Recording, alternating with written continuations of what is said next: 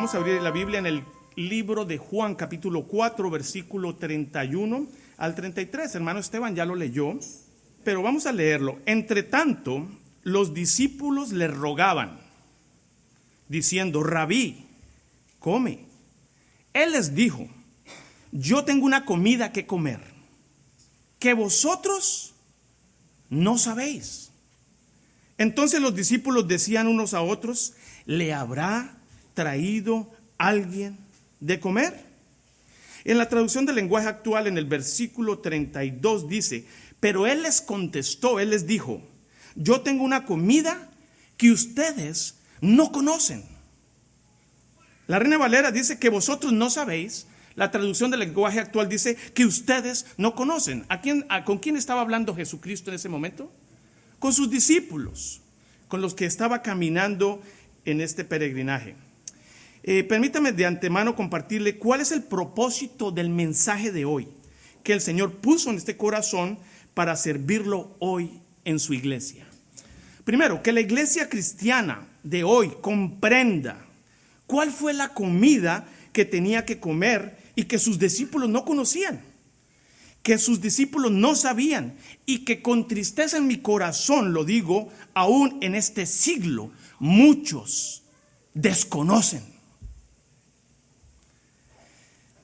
El mensaje lo he titulado El plato preferido de Jesucristo. El plato preferido de Jesús. Y como ven, la cosecha madura. Y vamos a tratar de llegar allí con el favor del Señor. El mensaje es el plato preferido de Jesús. Y hay una pregunta, hermanos. ¿Qué alimento escogió el Señor comer? ¿Y cuáles fueron los ingredientes de esa comida que fue preparada por Dios Padre para que su Hijo ingiriera aquí en la tierra? ¿Cuál fue esa comida? ¿Cuáles fueron esos ingredientes? ¿Cómo preparó ese plato Dios para que su Hijo en este peregrinaje comiera? A su vez, es mi deseo, hermanos, que hoy la iglesia Cristo Fusión saboree estas delicias y las aplique a sus propias vidas. Y ese deleite genere un entusiasmo genuino de buscar cada día del Señor por medio de la obediencia. Que la misma sazón celestial que Dios Padre preparó para Jesucristo sea su apetito en el diario vivir. ¿Les parece? Ese es el propósito que Dios permita hoy cumpla usando algunos versículos de la Biblia. Pero también les tengo una advertencia. Hermanos, por favor, póngase el cinturón de seguridad y amárrese a esa silla. ¿Por qué? Porque por naturaleza nuestra alma rechaza la verdad. Y usted va a querer, espero que no, y he visto madurez en la iglesia en el poco tiempo que he estado, y aún en la oración de mi hermano Esteban me permite ver que este mensaje aplica. No todo el mundo, hay algunos que ya están comiendo este deleitoso plato. Amén. Pero si su alma quiere salir corriendo como alma que se la lleva el Espíritu Santo, amárrese ahí. Amén. Amén. Gracias. En Pensacola hay una librería cristiana y me encanta. Ellos tienen un propósito en todos los libros, cuando los imprimen, tienen un propósito que capta el propósito por el cual también yo hoy traje este mensaje y que el Señor ha trabajado en mí esta semana. Amén. Dicen ellos: nuestro propósito en esta librería es humillar el orgullo del hombre, exaltar la gracia de Dios y promover la santidad verdadera en el corazón y la vida. Oremos. Excelentísimo Padre Celestial, venimos a tu presencia, Señor, agarrados, Señor, con la única esperanza viva que es Jesucristo. Tu palabra dice que nadie viene al Padre sino a través de su Hijo, y nosotros hoy, Señor, acudimos a esa sangre preciosa para venir a hablar contigo, Señor. Te damos gracias por este recinto que nos permites usar, y en español, Señor. Gracias por el amor que tú has manifestado a esta iglesia y les has proveído todas las herramientas, Señor, para que ellos puedan crecer de la manera en que tú lo has establecido. Padre, que este plato que hoy se sirve, hoy aquí en el púlpito, mis hermanos puedan poner un bocado en su corazón. No, que no se consuelen solo con que el pastor estudió o preparó el tema, Señor, sino que ellos puedan llevar este plato, prepararlo, tomar notas, estudiarlo y sobre todo ponerlo por obra en sus vidas. Señor, yo te pido que si hay alguien en este recinto que no te conoce hoy, que a través de este llamado de 45 minutos su alma despierte, Señor, que haya un nacimiento nuevo, Señor. Te doy gracias por la hospitalidad de tu pueblo, Señor. Te doy gracias por el amor de mis hermanos. Bendícelos, Señor. Tu palabra dice en Proverbios que el que le da al pobre, Señor, le presta a Dios, y ellos me han dado mucho amor, Señor. Te doy gracias por este tiempo, en el nombre de nuestro amado Señor Jesucristo, el Cordero perfecto que quita el pecado del mundo. Amén y amén. Hermanos, pregunta: ¿cuál fue esa comida de la cual los discípulos no sabían, no conocían, hablaba Jesús? ¿Cuál fue? Ese es precisamente el propósito del mensaje de hoy, para lo cual yo pretendo exponer esta inquietud buscando la respuesta. ¿Dónde? En la Biblia. Si usted tiene una duda bíblica, la respuesta la encuentra en la misma Biblia. La Biblia se responde con la misma Biblia. Amén. Amén. Y veamos primero el contexto de esta historia. En el capítulo 4, como ustedes me imagino lo conocen, lo han visto mucho, del versículo 1 al 26, encontramos la conocida historia de ¿quién? La mujer samaritana. ¿Se acuerdan de esa historia? Jesucristo le fue necesario pasar por Samaria y encontró una mujer con un cántaro de agua y él le pidió agua. Amén. Aquí en esta porción el apóstol Juan confirma el tema principal de este evangelio: a Jesucristo como el Mesías, como el Hijo de Dios. Muchas veces nos hemos centrado en ver esta porción de la Biblia enfocados en aquella mujer que encontró paz a través de Jesucristo, pero yo les voy a pedir el favor que hoy vamos a ver en perspectiva diferente este mensaje y nos vamos a enfocar en el centro del tema del universo, el centro del tema de la Biblia, la revelación que a través de Juan hoy su pueblo puede conocer con certidumbre que Jesucristo es el Mesías. Amén. Amén. El Hijo de Dios, el Hijo de Dios. Así que el enfoque que quiero hacer de estos versículos no es tanto esa conversión de la mujer, que aunque la conversión en sí y se entiende con claridad cómo pasó de muerte a vida, cómo pasó de oscuridad a luz, cómo pasó de ser un instrumento rechazado por una sociedad a ser una bendición y se convirtió en una misionera que un pueblo entero se salvó por el testimonio de ella. Y no solamente de ella, de Jesucristo, que les confirmó lo que ella creía. Amén. Así que la declaración profética que da Juan de que Jesús es el Cristo de las Escrituras, que el Antiguo Testamento apuntaba, ahora era hecho carne, estaba con nosotros, estuvo aquí con nosotros y estaba frente a una mujer que rechazaba la sociedad. Y él le dice: yo soy ese Mesías. Yo soy el Emanuel, Dios contigo. Amén. Imaginémonos por un momento que hoy al salir de este lugar estás yendo a un supermercado para comprar agua.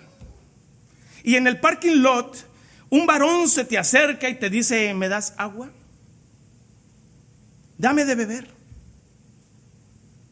Hoy, en este momento, en este lugar, no en Irak, no en el Oriente Medio, no en Pensacola, aquí en Tallahassee hoy, se te acerca un hombre y te dice: dame de beber. Y luego a lo largo de la conversación tú le dices: yo soy cristiano, yo te doy de beber, y estamos esperando al Mesías, al Señor. Él ya vino una vez y viene por segunda vez. Es mi anhelo, estoy anhelando. Cada día yo me despierto que sea ese momento. Y de pronto te dice él: yo soy el que habla contigo. Yo soy. Eso fue lo que le pasó a esta mujer. Ella decía: estamos esperando a alguien que nos libere, que quite esa carga. Y él le dijo: yo soy el que habla contigo. Y si hoy En este mismo instante, no está en el parqueadero, no está allá afuera, está hoy aquí vivo a través de su palabra, diciéndote a ti, querido hermano: yo soy el que habla contigo. Yo soy. Llegó la hora, usemos la imaginación, que el Señor te diga: amado hijo, amado fiel, en lo poquito fuiste fiel, bien hecho, en lo mucho te pondré, te esforzaste, me obedeciste, me creíste, ahora yo soy el que habla contigo. Llegó la hora, hermanos. Eso fue precisamente lo que le sucedió a esta mujer. Una mujer que no tenía méritos. Una mujer pecadora como usted y como yo, con mucho que poner a cuentas. Un Señor se le revela en ese día, no solo a ella, sino a nosotros a través de esta porción de la palabra. Pero en esta porción también encontramos atributos maravillosos del Cordero. ¿Qué es un atributo? Un atributo es aquello que describe a la persona. Por ejemplo, conozco algunas personas de aquí. Antonio, el atributo de él es que él es un adorador, ya sea aquí o ya sea allá. Yo lo veo adorando en el parqueo, jugando fútbol o hablando con los... Es un adorador, es un atributo de él. Juan nos permite ver los atributos del Mesías en esta porción. Su amor, su comprensión a las debilidades de las personas, una compasión para con el necesitado. John MacArthur dijo lo siguiente: Juan expresa un amor por la humanidad de Cristo sin límites, sin límites. Los demás apóstoles se asombraron y dijeron ellos: ¿qué hace hablando con una mujer? Pero no dijeron nada, lo pensaron. No había límites para Jesucristo. Le era necesario ir a hablar con ella. Una mujer desechada por la sociedad. Pero Jesucristo mostró mucho amor. ¿Qué atributo? Mucha compasión, lleno de compasión. Un amor que, a diferencia del ser humano, un amor que, a diferencia del amor humano, Jesús nos muestra ese carácter del amor divino que no discrimina y que de tal manera amó Dios al mundo, que ha dado a su Hijo unigénito, para que todo aquel que en Él, no, hermanos, para que todo aquel que en Él cree, tiempo presente continuo, porque si crea ya va a ser futuro. Hoy está a la mesa para que usted lo ponga en su corazón, para que cuando usted lo vuelva a leer diga: todo aquel que él cree, lo revisa mañana, cree, lo revisa pasado mañana, cree, lo revisa en un futuro, cree, no creyó, no creerá, cree. Amén. Y no se pierda, mas tenga, ¿qué? Vida eterna, amén. Todos sabemos Juan 3, ¿qué? 16. Así que el apóstol Juan, además de resaltar la humanidad de Jesucristo, además de revelar al Mesías a través de esta historia y sus atributos, nos permite descubrir cuál era su consigna aquí en la tierra. ¿Qué es una consigna? ¿Quién es militar aquí? Una consigna en el término militar es una orden o instrucción que un superior le da a un subalterno para que cumpla. Jesucristo, siendo Dios, se sometió a una autoridad y tuvo una consigna que le decía cuáles eran los ingredientes del plato preferido que debía comer, que le convenía comer, que estaba planeado comer, que antes de la fundación del mundo se estableció ese menú para que el Cordero comiera. Amén. Y no solamente Jesús. Ustedes, mis hermanos, están invitados a comer y tienen una consigna que cumplir. Amén. Juan 4, 31, 33. Entre tanto, los discípulos le rogaban diciendo: Rabí, que significa maestro, come. Él les dijo: yo tengo una comida que comer que vosotros no sabéis. Entonces los discípulos decían unos a otros: ¿le habrá traído alguien de comer. ¿Cuál era el plato preferido de Jesús que sus discípulos no sabían? Él tenía que comer. Primero, yo sé que a nosotros los latinos nos gusta la comida y dicen que un pastor sin panza crea desconfianza. Nos gusta la comida. Así que en el plato hay ciertos ingredientes. Y en el plato de Jesucristo, imagínense lo siguiente. Había un ingrediente esencial con él, el cual cuando empezó a servirse, puso de primeras la palabra de Dios. Primer ingrediente en el plato que Jesucristo tenía que comer y que sus discípulos no sabían: la palabra de Dios. Mateo 4, capítulo 4, versículo 3 y 4. Y vino a él el tentador. ¿Se acuerdan? Y vino a él el tentador y le dijo: si eres hijo de Dios, di que estas piedras se conviertan ¿en qué? En pan. Escrito está. ¿Dónde está escrito? En la palabra de Dios. No solo del pan vivirá el hombre, sino de toda palabra que sale de la boca de Dios. Hermanos, es maravilloso tener acceso a esta revelación que Jesús nos permite ver en este pasaje. No solo del pan vivirá el hombre, sino de toda palabra que sale de la boca de Dios. En la versión TLA, traducción del lenguaje actual, dice: no solo del pan vive la gente, también necesitan obedecer todo lo que Dios manda.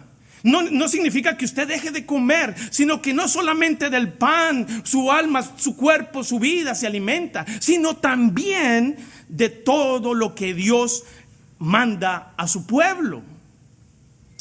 ¿Cuál era el plato preferido de Jesús? Ahora conocemos un ingrediente, ahora conocemos un poquito que los discípulos no conocían, pero que a ustedes se les dio el privilegio. Primero, la palabra de Dios. No solo están enfocados en proveer lo necesario para nuestros cuerpos, pero también obedecer lo que el Creador de nuestros cuerpos manda. Hermanos, hay una gran diferencia entre Dios el Salvador y Dios el Señor. Hay una diferencia entre Dios el Salvador y Dios el Señor. Póngale cuidado a lo siguiente. Las personas que tienen a Dios como su Salvador solo esperan los beneficios que Él les puede brindar. Aquí no importa Dios. Aquí importa el hombre. Dios es tan solo un esclavo de la voluntad de aquel que le busca. Dame una esposa, dame salvación, dame un trabajo, dame riquezas, dame. Y cuando tiene todo, quítate de aquí, no quiero que tú me mandes. Tú solo provee lo que yo te pido. Tú, Dios, estás hecho para que yo reciba todo lo que yo merezco. Aquellos que tienen a Dios como su Salvador, les falta todavía la porción. No estoy diciendo que no sea el Salvador, pero hay un nivel, hay un lugar mucho más hermoso que es Dios el Señor, que algunos no han probado. Y esto se llama humanismo. El humanismo. Humanismo es la forma del pensamiento donde el ser humano es la medida de todas las cosas. El ser humano es la medida de todas las cosas. Es decir, que todo se mide en base al ser humano. Si es bueno para el ser humano, entonces es bueno. Si es grato para el ser humano, entonces es grato. Si es malo para los propósitos del ser humano, entonces es malo. Y una forma directa de entender esto es que todo parte del ser humano y apunta hacia el ser humano. Eso es humanismo. Y perdónenme decir esto y duele. El 90%, quizás un poco más, de las iglesias actuales, el 90% de las universidades, si no es un poco más, y el 90% de la iglesia está enfocada en una religión humanista, donde el centro no es el que está aquí en esa cruz, o que estuvo, que ya no está, pero que ahí derramó su sangre. El centro de la fe actual es una fe en el yo. Pregunta: ¿cuál es el tema principal de la Biblia para esta clase de hombres que solo tienen a Dios como su Salvador? No como su Señor, sino como su Salvador. ¿Cuál es el tema principal de la Biblia para esta clase de hombres? El tema principal para aquel que busca a Dios como su Salvador, su misma palabra lo dice: su salvación. Sálvame, váyase de mi vida, estoy salvo, yo hago lo que quiera, tú cumpliste tu labor y ahora déjame en paz. Soy salvo. Ellos ven la Biblia como el final, como el logro a conseguir en toda su vida, es lograr la salvación. Y ahí ya paran. Ahí lograron el objetivo final para su vientre: ser salvos. Que la ira de Dios no caiga sobre mi vida. Ya lo obtengo, ahora ya estoy tranquilo, ya estoy en paz, ya no necesito hacer nada más. La salvación de sus almas. Cristo murió para salvarme y darme vida en abundancia. Cristo se volvió un esclavo del hombre. Murió en la cruz para que yo sea feliz. Listo. ¿Sabe cuál es el versículo que una persona que solo tiene a Dios como su Salvador? Solo del pan vive esta clase de hombres. Solo del pan vive el hombre. Y se matan muchas horas buscando ese pan, porque para ellos no existe la palabra: de toda palabra que sale de la boca del Señor. Solo existe la primera, el beneficio temporal, lo que yo pueda conseguir, lo que yo me merezco, lo que yo debería tener. Solo del pan vive el hombre. Dejémoslo ahí quieto. Un texto fuera de contexto es el mejor pretexto. Aplicar lo que me conviene a mi vida, sacar las fresas, dejar los limones. Las bendiciones para mí, los limones, lo que Dios manda para mi vida, yo no lo quiero, yo no lo acepto.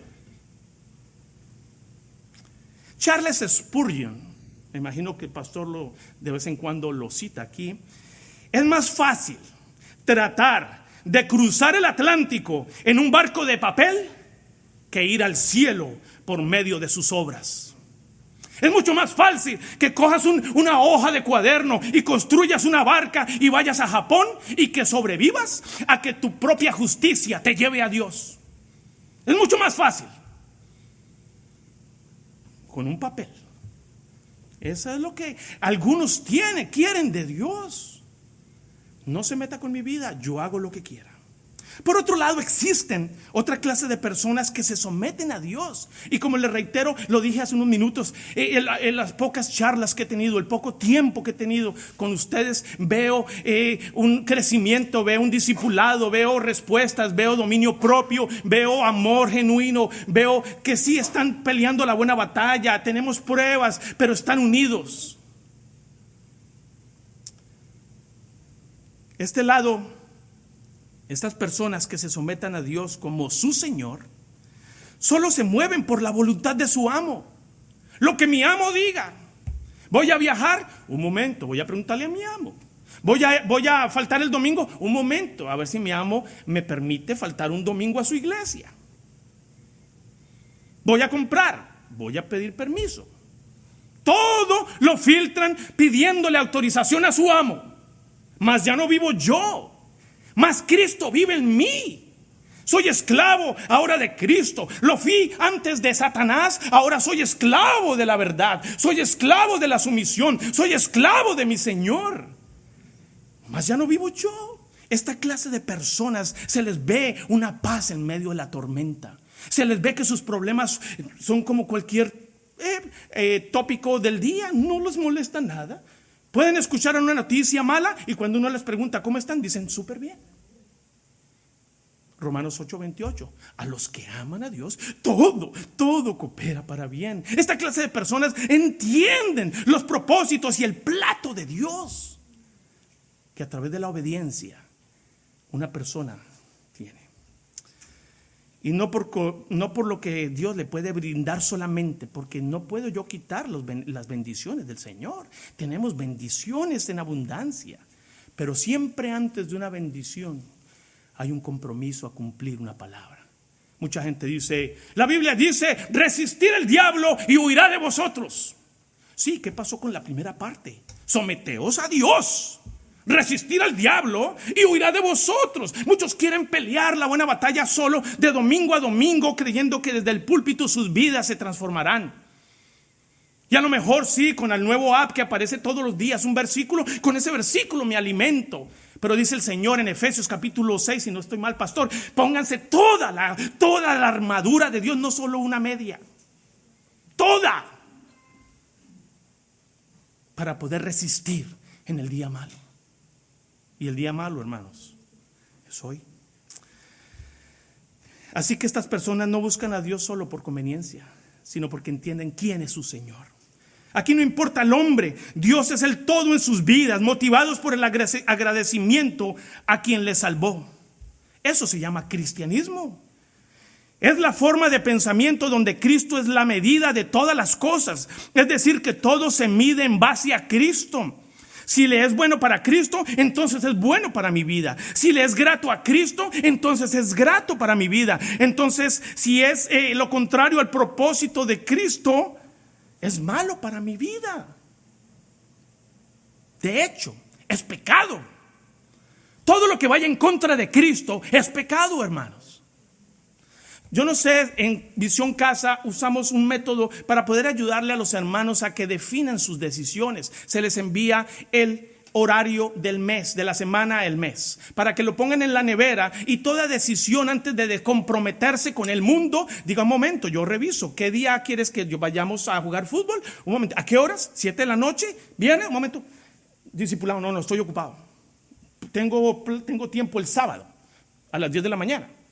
Porque a las 7 tengo cita con Dios para orar. O sea, todo lo que el cristiano hace es en base a un calendario divino. Si usted está planeando su vida no acorde con lo que la iglesia aquí, la iglesia visible, el cuerpo visible de Cristo, usted no está todavía enfocado, sintonizado a los planes de Dios, porque usted hace lo que quiera allá afuera y que la iglesia espere. Apriétese el cinturón, por favor, porque voy a apretar un poquito más. Hermanos, este grupo que entiende que no solo del pan vivirá el hombre, pero ellos entienden que sino de toda palabra, toda, no una porción, no un poquito, no solo un libro, no Filipenses 4:13, no Jeremías 33:3, no el que Dios lo auxilia, no, toda la escritura, toda que sale de la boca del Señor. Amén. Pregunta, ¿cuál es el tema principal de la Biblia para esta clase de hombres? Ya vimos que para los que tienen a Dios como Salvador, solo del pan vive el hombre. Ahí no hay Dios. Pero a esta clase de hombres que se someten a Dios, ¿cuál sería el propósito principal de esta Biblia? Ya no es la salvación solamente. ¿Qué será? Hermanos, yo estuve buscando esta respuesta por muchos años. Yo estaba solo buscando mi salvación.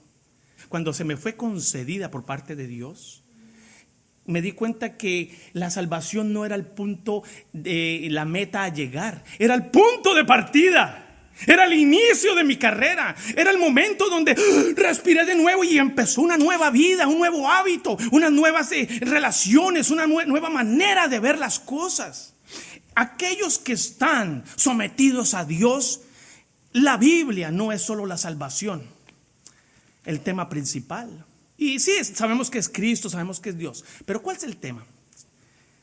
Establecer el reino de Dios y su justicia aquí en la tierra. No era su salvación, no era solamente, es parte del reino, porque un reino sin pueblo no es reino, pero es el paso, hasta ahora el primer paso. Y si usted, hermano, ya nació de nuevo, bienvenido, porque ahora le queda un camino que recorrer y ya no preocupado por la salvación meramente, sino crecer en la santificación de su vida. Y el Espíritu Santo que fue puesto en usted, si el Evangelio se le reveló, empieza a sacar las cositas, poquito a poco. Napoleón decía lo siguiente cuando él emprendía una batalla. Le decía a sus militares: despacio, que voy deprisa. Tómense tiempo de revisar todo. Yo no tengo tiempo de devolverme. Revisen sus maletas, revisen sus vidas, revisen todas las municiones, porque voy deprisa. Hagan esto despacio. De la misma manera, el cristiano es igual. La carrera del cristiano es lenta. Pero tome usted el tiempo de revisar su mente, su corazón, revise su fe. Vaya hoy y dígale a su alma: ¿entendiste esto? No vaya de un paso más si usted no está seguro de lo que Dios le está sirviendo. De hecho, los puritanos no predican algo que ellos no creen. Si hay un versículo aquí que yo no crea, soy un hipócrita y me bajaría inmediatamente, porque empieza por aquí, no por allá. Es decir, estamos al mismo nivel, tenemos las mismas circunstancias, tenemos las mismas pruebas. Y si puede hacerlo Dios con este pecador, ¿por qué no con todos? Todos estamos en las mismas circunstancias, a la altura de la cruz de Cristo. Amén. Salvación, solo del pan vive el hombre. Reino de Dios, tú mandas, yo obedezco. Heme aquí, úsame a mí. Cuando la iglesia conoce, cuando su alma entiende esta verdad, este propósito por parte de Dios para su comida, y usted obedece, la palabra de Dios que sale de su boca cambia su vida. Mucha gente dice: yo estoy cansado del cristianismo, yo no veo ninguna mejora, yo no veo un horizonte, yo no veo que mi vida cambie. Hágale la pregunta: ¿quién es Dios para usted? Oh, es mi Salvador. Oh, qué bien. Ahora permítame darle un mensaje nuevo. ¿Usted lo conoce como su Señor? ¿Usted hace el devocional diario? ¿Usted lleva en las noches un récord de todas las bendiciones que Dios le ha dado en el día? ¿Usted termina el día tomándose 15, 20 minutos para decirle: Señor, gracias por esto, me evitaste esto, me mostraste esto, le hablé a una persona en el trabajo de esto, el devocional que me diste en la mañana fue una bendición no solo para mí, sino para mi jefe, para mi familia, para las personas que estaban muertas en delitos y pecados, y hoy salió poder de mí que es tuyo?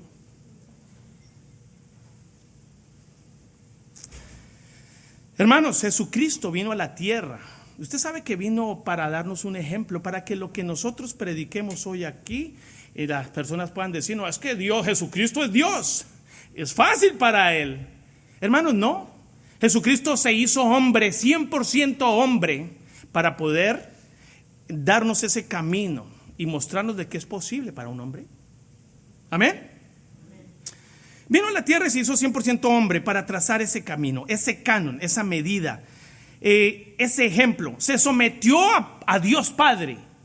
Ustedes, si leen la palabra, yo sé que lo hacen, hermanos, va a ver que Jesucristo no dijo ni una sola palabra que el Padre no le dijese que la dijera. Y Él cruzó por los sitios que el Padre le dijo que cruzara. Él no fue a sitios que el Padre no le dijo que no fuera. Él obedeció 100% a su Padre, siendo Jesús hombre. 40 días en el desierto, ayunando, débil, cansado del camino, con hambre. Y cuando se le acerca el tentador, que ve que Jesucristo está en su humanidad débil, que tiene la excusa perfecta para decirle a una piedra: conviértete en pan, el Señor nos deja ese camino tan sublime para ustedes y para mí. La palabra de Dios es mi sustento, le dice Jesucristo al enemigo, al tentador.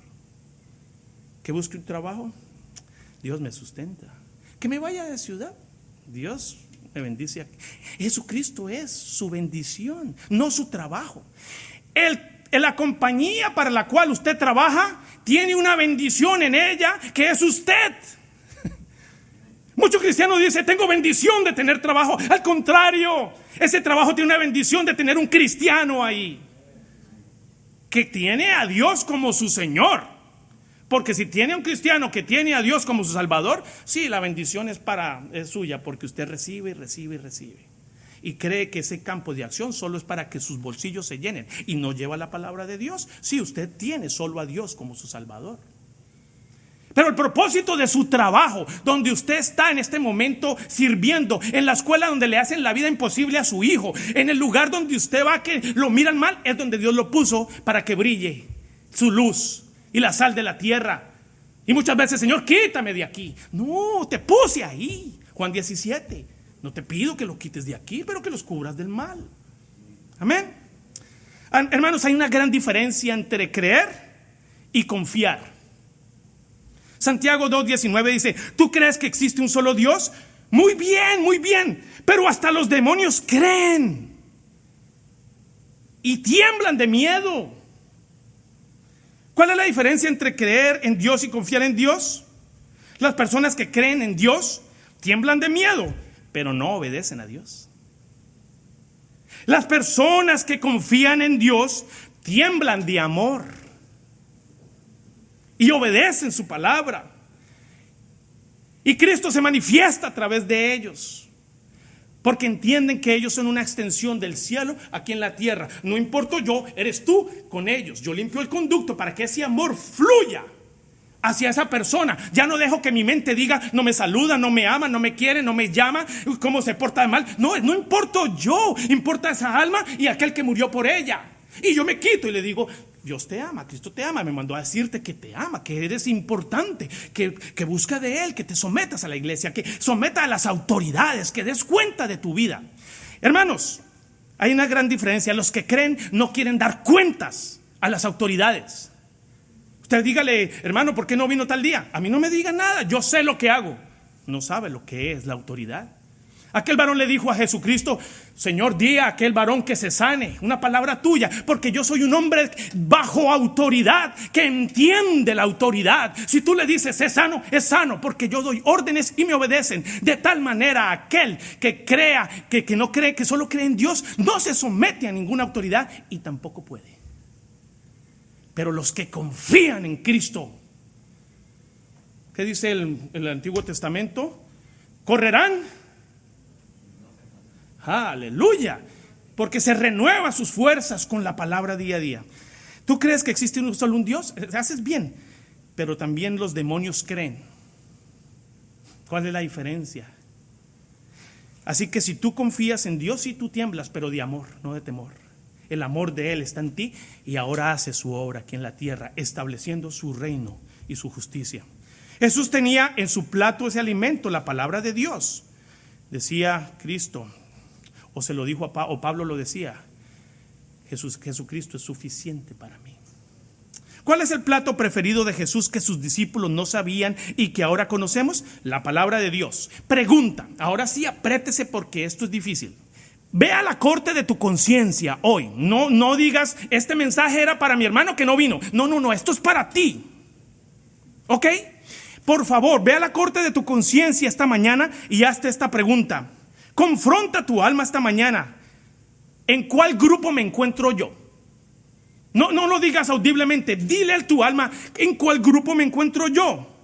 ¿Vivo del pan solamente y me mato 56 horas a la semana y solo pienso en mi trabajo y no tengo tiempo para Cristo?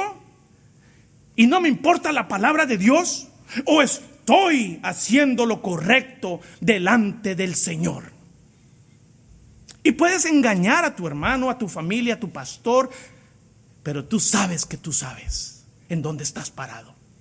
Y te pido, hermano, que no salgas por esa puerta hoy, sabiendo que si tú no estás haciendo lo correcto,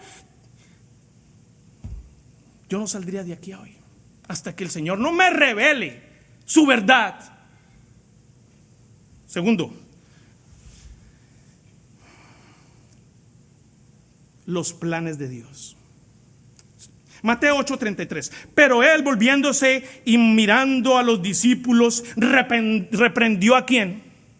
A Pedro, diciendo: quítate delante de mí, Satanás, porque no pones la mira en las cosas de Dios, sino en la de ¿quién? De los hombres. Marcos 8:33. ¿Quiénes fueron los únicos que estuvieron cerca de Jesucristo durante todo su ministerio y que nunca le dejaron atrás, hermanos? ¿Ustedes saben? ¿Quiénes fueron los únicos que no abandonaron a Jesucristo en todo, desde el momento A hasta el momento de la cruz y después de la cruz? ¿Quiénes? No, en el momento de la cruz. Bueno, y aún después de la cruz. ¿Quiénes fueron? Pónganle cuidado, hermanos. Se calcula, según un relato bíblico, que Jesús caminó durante su ministerio público 3 años, aproximadamente 5.028 kilómetros. El total de kilómetros que Jesús caminó en sus viajes fue aproximadamente 34.634 kilómetros, un promedio de 32 kilómetros por día. Esto significa que durante su vida Jesús pasó por lo menos 1.076 días y noches de viaje, lo que equivale a un total de 2 años más 346 días de viaje. A la edad de 33 años ya había caminado todos estos kilómetros. ¿Quiénes fueron los únicos que acompañaron a Jesucristo durante esos kilómetros y kilómetros y kilómetros y nunca se cansaron? Sí, hermanos, sus enemigos. Los únicos, sus enemigos. En cada aldea, en cada sitio, en cada lugar, donde iba, donde venía, siempre detrás de él. El enemigo no descansa, hermano. El único que siguió a Jesucristo y lo va a seguir a usted. Porque hay un momento en que Dios va a probar su fe y usted va a quedar solo en el desierto para que usted diga, ¿es mi pastor? ¿Es el líder de alabanza? ¿O realmente es su relación con él? Y ahí va a encontrarse que los que nunca lo van a dejar son sus enemigos. Es la verdad del cristiano. Es la verdad de Jesucristo. Ellos no descansan. Mire, hermanos, yo pasé por el ejército y el oficial que nos entrenaba decía, Gabriel, que el entrenamiento sea tan fuerte que cuando vayamos a la guerra sea un descanso.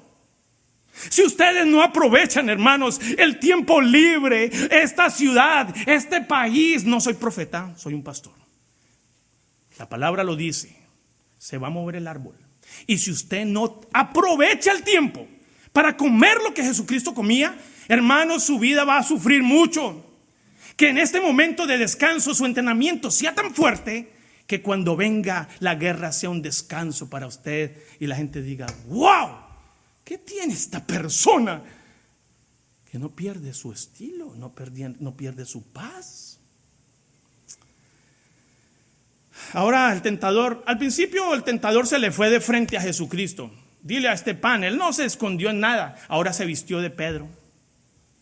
Señor, que no te ocurra la cruz, que no vayas a morir, Señor, que no te acontezca esto. Hermanos, el enemigo a veces te va de frente, pero a veces usa los mismos hermanos de la iglesia. Discúlpenme que no quiero ofender a nadie aquí, pero desafortunadamente yo mismo he sido pichón de Satanás en momentos cuando no oro, le digo algo a alguien y soy una piedra de tropezo para decirle, hermano, su familia lo necesita, quédese un tiempo ahí, no vaya a predicar. Que no te acontezca esto.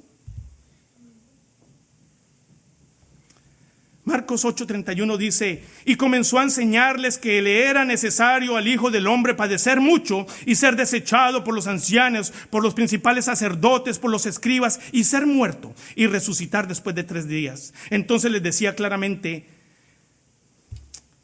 luego Pedro le tomó y le comenzó a reconvenirle, no vayas, Señor. No vayas. Otra versión dice que Pedro lo empezó a reprender a su Señor. No se habla así, Señor. No hagas eso. Tú no has enseñado que hay que tener fe. No, Pedro, atrás, Satanás. En otras palabras, le estaba diciendo que Satanás era Pedro. No, le estaba diciendo Pedro, Pedrito, Petros. Estás hablando como el propio Satanás. Oye, tú que me conoces. No que Pedro sea Satanás, sino que a veces tenemos palabras como si fuese Satanás. Miremos Marcos 8:33. Jesús se volvió y frente a todos sus discípulos regañó a Pedro. Pedro, estás hablando como Satanás, apártate de mí, pues no entiendes los planes de Dios. Segundo requisito, los planes de Dios. Cuando no los entendemos, ¿cómo vamos a ir a conquistar otras ciudades? ¿Cómo vamos a salir a predicar? Cuando no entendemos los planes de Dios, sino solo mis planes, solo mi vientre, solo mi pan, es difícil entender lo que es el reino de Dios. Así que en el plato de Jesucristo estaba compuesto por porciones: la palabra de Dios, los planes de Dios, la palabra de Dios. Pregunta, hermanos, vaya a la corte de su conciencia. ¿Tú entiendes los planes de Dios? ¿Sabes cuáles son los planes de Dios para tu vida? Hace poco estuvimos hablando con un hermano misionero. Él está en un país difícil, no puedo decir la ciudad porque es algo privado. Y si nos permite orar por usted, ¿qué petición tiene para la oración? Fácil, se me va a acabar el minuto. Por favor, que manden más obreros a la mies. Aquí hay mucha necesidad. Hermano, pero los están matando. Sí, han muerto 45 hermanos. Necesitamos que manden más personas. No hay quien predique. Hermano, pero mejor que lo saque de allá. No. No oren por eso, por favor. Que haya más persecución. Lo que necesitamos es más hermanos. Esa es la oración de un hombre que entiende los planes de Dios. No que me quites de ese trabajo, no que me saques de esta iglesia, no que me quites este esposo, no que me quites esta esposa, sino que mi hermano Esteban dijo eso, que se glorifique el nombre de Dios y su justicia. Este hermano pidió oración, no por él. Pidió oración para que haya persecución y pidió oración para que los que estamos sentados cómodos vayamos a llevar el evangelio a esos lugares. Hermanos, la iglesia tiene un plato que comer y en ese plato no puede faltar los planes del dueño de esta iglesia. Querámoslo o no lo queramos, el que establece ese menú no somos nosotros, es el dueño de esta iglesia. Y no falta el pichón de Satanás que a veces nos diga que no te suceda eso, que no sufras. Tú, acuérdate, tú tienes un trabajo que cuidar. Si tú trabajas el domingo te van a echar.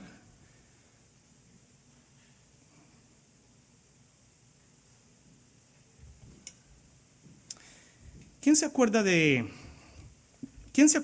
Samúa? ¿Quién se acuerda de Zafat? ¿Quién se acuerda de Paitil? ¿Quién se acuerda de Gadiel, de Gadi, de Amiel, de Setur, de Nají, de Galuel, de Oseas? ¿Quién se acuerda de estos jóvenes? Nadie. Y ellos fueron con Josué y Caleb a revisar una tierra. Y nadie se acuerda de estos nombres porque eran pichones de Satanás. Que no vayamos a Canaán, hay gigantes. No vamos a conquistar lo que ya Dios nos entregó. No vayamos, que no nos suceda. Mira, hermanos, en Números 13:28 dice: mas el pueblo que habita aquella tierra es fuerte. Mira la palabra de estos 10. Y las ciudades muy grandes y fortificadas. Y también vimos allí a los hijos de Anac. ¿Se acuerdan quién eran los hijos de Anac? Hoy un hermano me dio una mano y casi me rompe el hueso. ¿Qué varón tan fuerte? ¡Qué grande! Pero los de allá eran grandísimos. No vayamos allá. El Números 13:33 dice: también vimos allá gigantes, hijos de Anac, raza de los gigantes, y éramos nosotros, a nuestro parecer, como langostas. El mismo cristiano, el mismo hijo de Dios, diciendo que es una langosta. Es como aquel que dice que desciende del mono. Dígale: te respeto, yo no peleo contigo. Tú desciendes del mono, yo no. Yo desciendo de Dios. No habría necesidad de altercar con alguien que cree que es mono. El enemigo quiere que tú creas que eres una langosta. De 12, 10. No estoy diciendo que sea el prototipo, pero de un grupo hay alguien que siempre habla como Satanás. ¿Qué dijo Josué? Mira lo que dice Caleb, Números 13:30. Entonces Caleb hizo callar al pueblo delante de Moisés y dijo: subamos luego y tomemos posesión de ella, porque más podemos nosotros que ellos. Aleluya, aleluya. Los 10, solo del pan vive el hombre. Los 2, la voluntad del Señor se hará.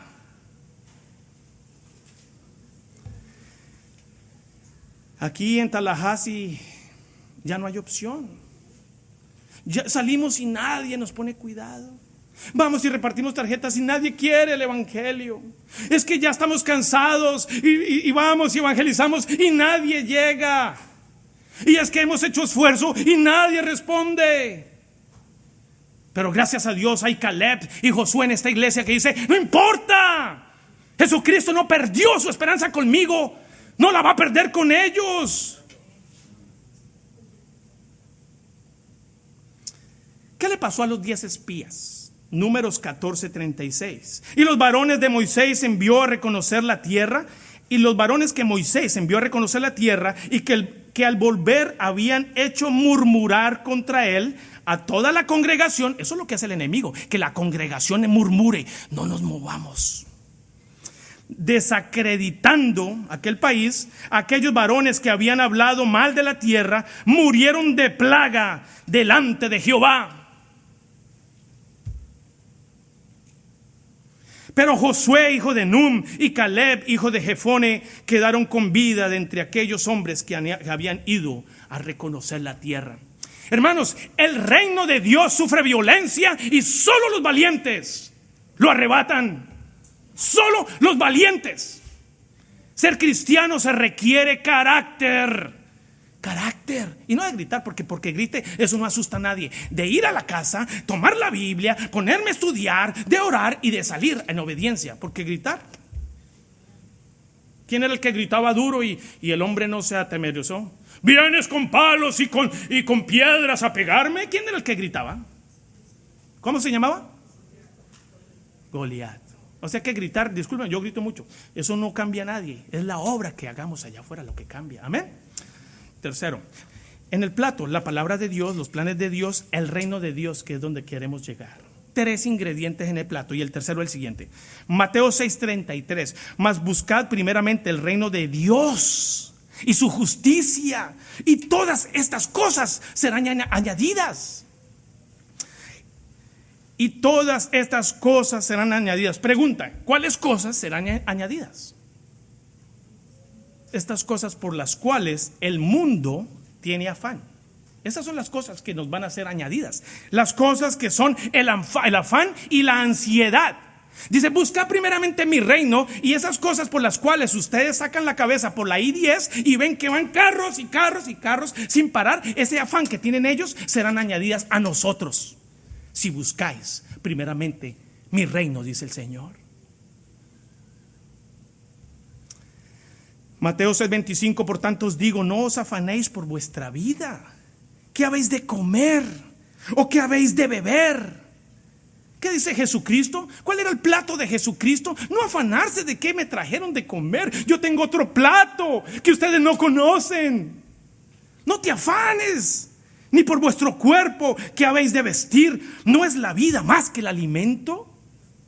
¿Y el cuerpo más que el vestido? Palabras de Jesucristo.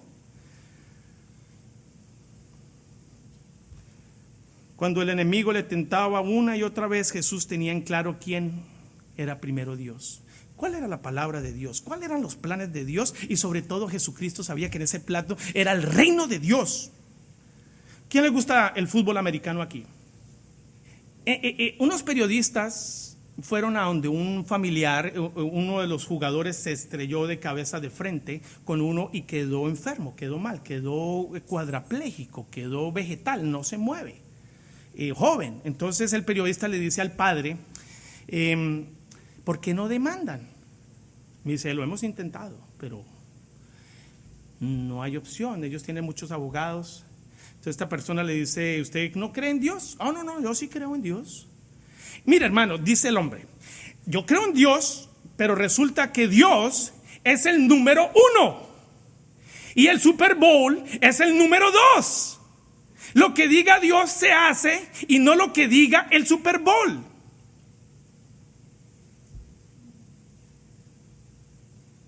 De igual manera hay personas que tienen el mismo orden en sus vidas. El reino de Dios es el número 1. Yo soy cristiano. Yo creo en Cristo. Para mí Dios es el número 1. Y el afán de este mundo, el número 2. Esa es mi fe. Dios siempre primero. Lo de allá afuera siempre de último. Porque nuestra voz no concuerda con nuestros hechos. Hermanos, familia, amigos, hasta que tu alma no entienda que el número uno es el número uno y el número dos es el número dos, es como ir a comer a McDonald's y pagar en Burger King. No hay orden. No hay orden en nada. Permítame este ejemplo. Un día me dijeron, ¿usted ama a su esposa? Yo dije, la amo. ¿Por qué la ama? ¿Por qué la amo? ¿Cómo no voy a amar a mi esposa?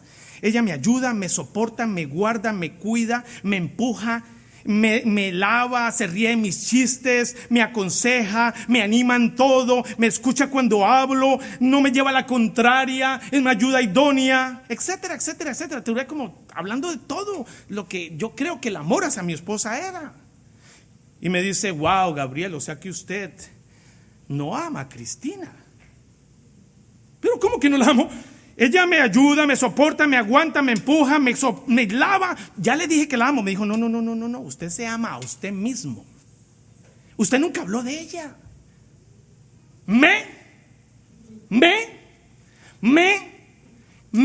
¿Qué pasa cuando ella ya no le lave, no lo soporte, no lo aguante, no lo empuje, no lo cocine, no le lave, no se ría de sus chistes, le cambia el genio, sea mal geniada, que esté un poco enferma, ya no puede hablar? ¿Usted qué haría? Un momento, ¿me está diciendo que no amo a mi esposa? ¿Se lo estoy diciendo? No, usted lo está diciendo, Gabriel.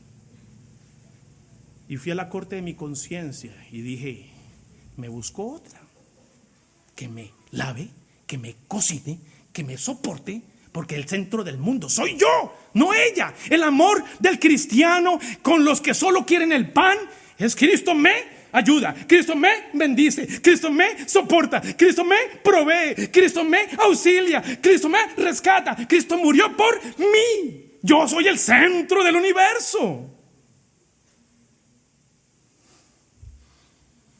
Cuando usted no entienda que no es acerca de usted, es acerca de Cristo.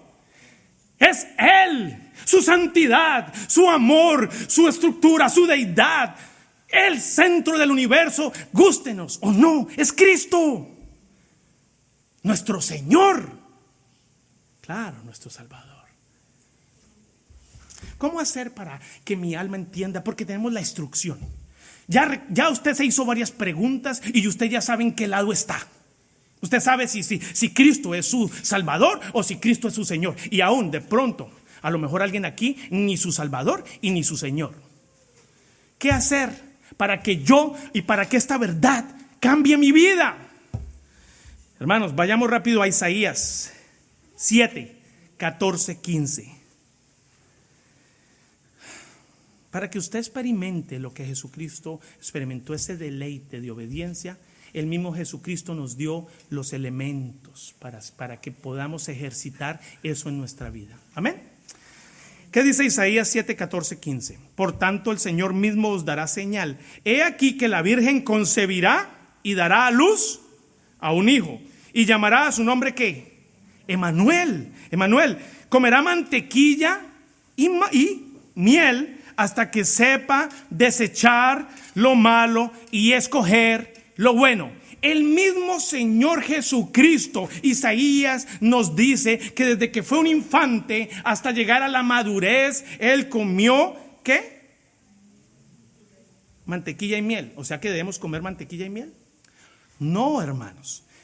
Lo que está diciendo es que el Señor creció como sus hijos y como nosotros hasta llegar a una madurez. Y en ese tiempo Él se enfocó en proveerle a su cuerpo algunos valores que lo llevaron a negarse a sí mismo. Siendo Dios, se negó a sí mismo y fue a la cruz. ¿Cómo hizo eso? Con lo siguiente. Lucas 2:52. Lucas 2:52, póngalo en su corazón, hermano. Y Jesucristo crecía en sabiduría. Crecía, es decir, desde la edad de niño a los 13 años predicó en una sinagoga. Él crecía en sabiduría, en estatura, en gracia para con Dios y en gracia para con los hombres. Sabiduría, Salmos 110, 111, 10. El principio de la sabiduría es el temor de Dios. ¿En dónde conocemos ese principio de sabiduría? En la palabra. Primera estructura de Cristo para poder llegar a este desierto y decirle a Satanás: no solo del pan vive el hombre. Creció en sabiduría, la palabra de Dios, la palabra de Dios, la palabra de Dios. Proverbios nos lo dicen muchas veces. Segundo, creció en estatura. Hermanos, ¿ustedes cuánto descansan? ¿Cuántas horas duermen en la noche? ¿3 horas, 4 horas? ¿Cuánto tiempo trabajan? ¿90 horas?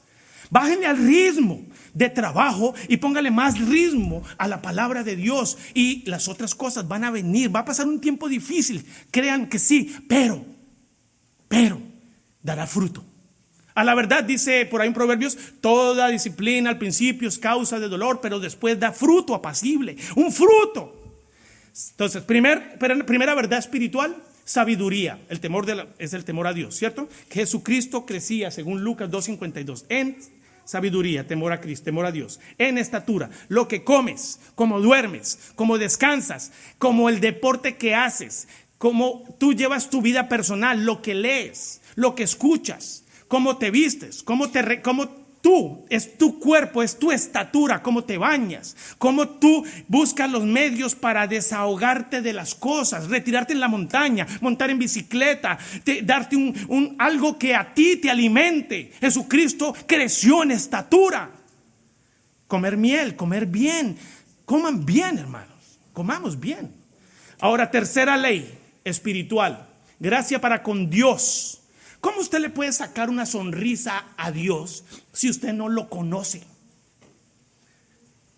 La palabra va a hacer que usted, todo lo que haga, cause una sonrisa en Dios, de 100 a 100, de 200.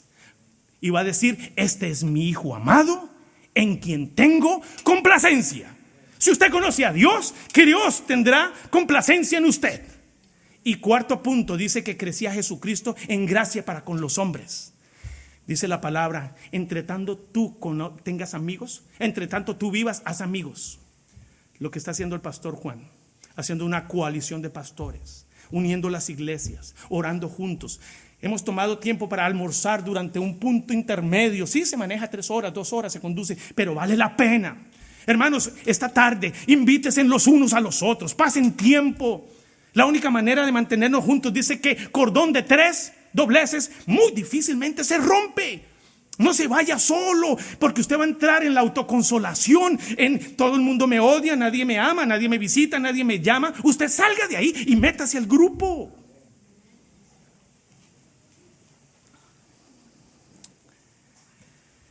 Yo no sé si usted está tratando de atravesar el océano en un barco de papel, y muchas veces se ha dado cuenta que el agua se entra. Yo le invito, hermanos, a que cierre sus ojos y abra su corazón en este instante, y que el Espíritu Santo le revele en qué áreas usted debería recapacitar, si algo hoy le habló a usted a su alma al Señor, y que le dé la fortaleza de poderse congregar más continuamente, ir más a los cursos de la semana, hacer su devocional diario en la mañana solo, su tiempo con Dios. Ahí no cabe nadie más, usted y Dios, y en la noche es un diario donde usted escriba todas las bendiciones de su Señor. Padre Santo, venimos hoy de nuevo, estamos aquí en tu presencia reconociendo, Señor, que somos débiles. Padre, necesitamos verdaderamente de ti, Señor. Señor, personalmente reconozco mi debilidad. Muchas veces te he tratado como mi Salvador y no me importa que seas mi Señor. Pero tú dice Filipenses 1:6, que estando persuadido de esto, que el que comenzó la buena obra en vosotros la perfeccionará, Señor, y que tú eres el que nos animas a levantarnos, a seguir adelante, Señor. Tú eres el que nos mueve a leer una Biblia, a decir: heme aquí, envíame a mí, Señor. No depende de nosotros solamente. Espíritu Santo, te pido que reveles estas verdades a mis hermanos. Ayúdanos a cambiar de ser solo del pan a vivir, Señor, del reino tuyo, Padre. Padre, para que haya un reino se necesita 3 cosas: que haya un rey quien mande, que haya un pueblo que obedezca y que haya un territorio que conquistar. Tú los has puesto en Tallahassee, Señor, no los pusiste en Miami. Los trajiste de nuestros países, Señor, para establecer tu reino aquí en esta zona, y aún un poquito más allá, como decía mi hermano, cumpliendo 1 año en esa obra. Señor, yo te pido, Señor, que les des el extra revelación como Juan nos lo ha manifestado. de que mis hermanos ya no vean a Jesucristo como su Salvador solamente, sino como su Señor. Padre, que los niveles espirituales de esta iglesia van a seguir adelante viendo en perspectiva ya no al hombre, sino viendo a Dios. No conozco realmente todo, Señor, pero gracias porque las charlas, Señor, me han dado, dice tu palabra, que por sus frutos los conoceréis, y yo veo frutos, Señor, en mis hermanos, y me han alimentado, Señor. Señor, pero también la verdad es que hay alguien aquí que no te conoce de ninguna manera, ni como Salvador, ni como Señor. Padre, Señor, si hoy tu palabra le habló a su alma, tu palabra dice que si él se arrepiente, nace de nuevo. Señor, yo no le voy a pedir el favor que pase adelante, pero sí te pido que si esta persona hoy despertó de oscuridad a luz, de muerte a vida, que hable con el pastor Juan o que hable con alguno de los líderes de aquí, los ancianos, los maestros, Señor, los líderes, y que pida ayuda. Es necesario, solo no puede. Padre, permítenos hacer grupos, de afilarnos juntos, Señor, que mis hermanos compartan su tiempo durante la semana y se ayuden mutuamente, Señor. Gracias por el privilegio que me permitiste hoy traer tu palabra, y gracias por el tiempo que mis hermanos han dedicado a tu palabra. Permite que no sean solo oidores, Señor, sino hacedores de ella, que al atravesar esa puerta, Señor, al campo de acción que está allá afuera, ellos, Señor, reciban una palabra del cielo diciendo: bien hecho, hijo mío, en quien tengo complacencia. Todo esto te lo pedimos en el nombre del Cordero Perfecto, que es el plato que Isaías fue a la montaña y fue a ser servido, pero fue proveído el Cordero. Ese Cordero es el que debe estar en el plato del cristiano. Su sangre preciosa, en el nombre de nuestro amado, el buen pastor, el Señor Jesucristo, y el pueblo de Dios dice: amén.